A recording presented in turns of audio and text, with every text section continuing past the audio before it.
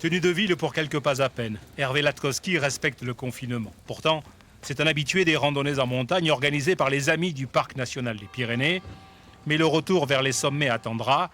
Les règles applicables au sport en extérieur limitent la pratique. La convivialité, quand vous êtes à 10 mètres les uns des autres, vous ne pouvez pas faire une randonnée en faisant un coucou à quelqu'un qui se passe, qui est au 10 mètres, c'est pour les joggeurs. Je ne sais pas ce qui sera donné pour les randonnées en montagne, mais on ne peut pas envisager ça comme ça. C'est pas très sérieux. Ou alors, dès que les gens vont se rapprocher à une distance inférieure, il va falloir qu'ils sortent un masque, des gants.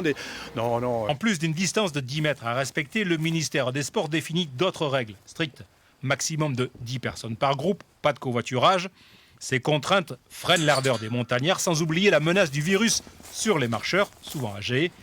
Guy Nicolas préside un club de montagnards et lui aussi préfère attendre avant d'arpenter à nouveau les sentiers.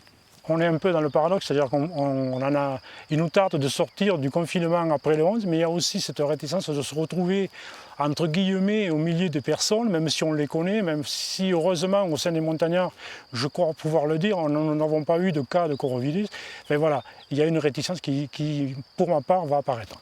Alors avant de partir, on prend les pharmacies, petite pharmacie de proximité avec pansement, désinfectant, ce qui peut servir un petit peu au quotidien. Joël Castéran, lui, est un professionnel de la montagne. Il accompagne des groupes de vacanciers à la découverte des Pyrénées. Son sac est prêt, mais faute de clients dans les hôtels ou centres de vacances, pas de véritable reprise d'activité. Vu que les déplacements sont limités, un rayon qui est assez réduit, on ne pourra pas toucher notre clientèle habituelle, qui est une clientèle plutôt, on va dire, de touristes qui viennent du Grand Ouest, de la région parisienne et compagnie. Donc ce sera de la clientèle locale qu'on aura potentiellement, qui est une clientèle plus dure à capter pour nous, qui est plus autonome, on va dire, dans ses pratiques de la montagne.